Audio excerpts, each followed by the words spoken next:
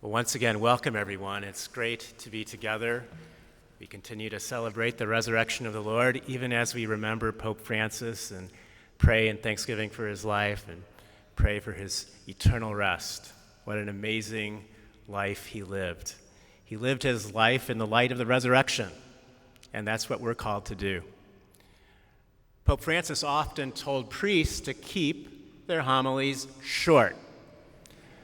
So I'm going to try to follow the Pope's instructions here today. I'll try not to capture his whole life in this homily. That would be impossible, and we would be here all night, and I would have broken the Pope's rule for priests. But I would simply like to reflect on Pope Francis's life in light of the resurrection, which we continue to celebrate today. As many have noted, it's fitting that Pope Francis died after visiting St. Peter's Square and proclaiming the joy of Easter, the power of the resurrection, the heart of Christian hope. As I mentioned, he truly lived his life in the light of the resurrection, and his life encourages us to be open to God's unconditional love and to live our lives in the light of that resurrection. But what does it mean to live our lives in the light of the resurrection? It sounds great, but it can be reduced to a pious platitude. I do not think that Pope Francis had much patience for pious platitudes. It seems to me that for him, living in the light of the resurrection means, among other things, going out, leaving our comfort zones, and living our lives in service of others. As he said many times, and as he has written in his autobiography, go out. Go out. I prefer a church that is broken, wounded, and dirty for having gone out in the streets than a church that is feeble and sick for having holed itself up, clinging comfortably to its own safety. For Pope Francis, living in the light of the resurrection also means recognizing the mysterious presence of Christ in all people. All people. All people. Believers, unbelievers, and everyone on this journey of life, regardless of how they identify themselves or where they are on the journey. The Pope always helped us to remember that in order to proclaim the gospel, we must begin with love and not judgment. We must begin by truly encountering the person right in front of us, listening, learning, and accompanying. Speaking of listening, he often told priests, but I think it goes for everyone trying to live the Christian life to some extent, talk little, listen a lot, say just enough. And of course, for Pope Francis, if we are truly living in the light of the resurrection, we will also have special care and concern for the poor and the most vulnerable. We will defend and promote the dignity of every human life, and the integrity of creation, all of creation. As he writes in Laudato Si', our insistence that each human being is an image of God should not make us overlook the fact that each creature has its own purpose. None is superfluous. The entire material universe speaks of God's love, his boundless affection for us all. Soil, water, mountains, everything is, as it were, a caress of God.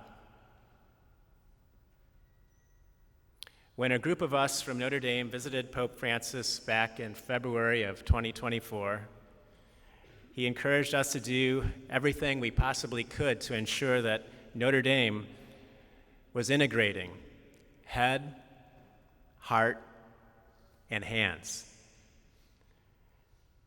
This is the integration at the heart of what it means to be a Catholic university.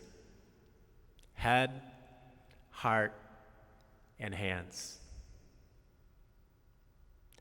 Not a one-dimensional education, but a multi-dimensional education of the whole person.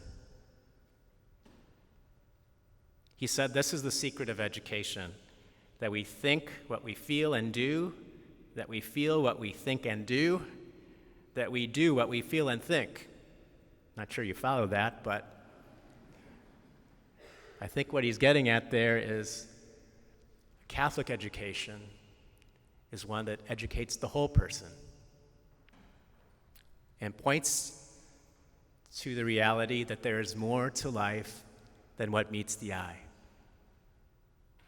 He called us to continue to do everything we could to ensure our research, scholarship, teaching, and learning is not only promoting growth in knowledge and technical skills, but in insight and wisdom,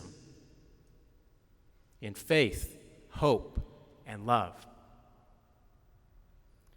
For that will be the only way that our efforts will make the world more humane and just.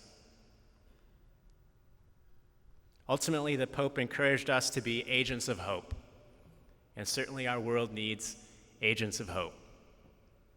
In his recently released autobiography, which is entitled Hope, as you may know, Francis reflects on the nature of Christian hope. The Pope writes, "Fear is a cage that excludes us from happiness and snatches away the future. But one single man, one single woman is enough for hope to exist. And that man or that woman can be you. Then there is another you, and yet another you, and then we become we. For we Christians, the future has a name, and this name is hope.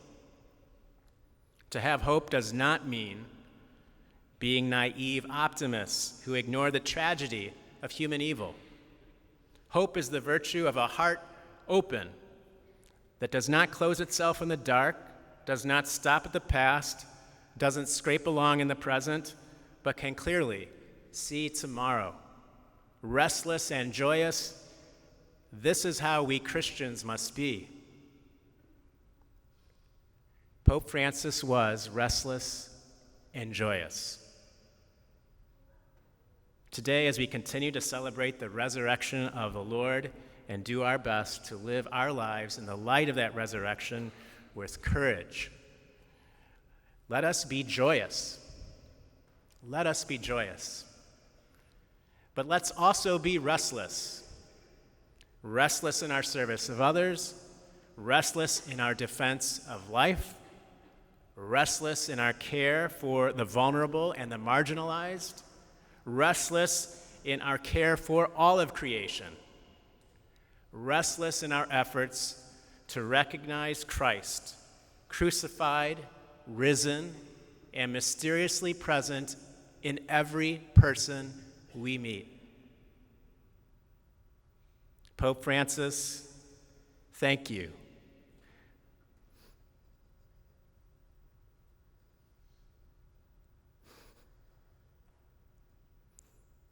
Rest in peace. We thank God for the ways you continue to help us to hope and to live our lives in the light of the resurrection.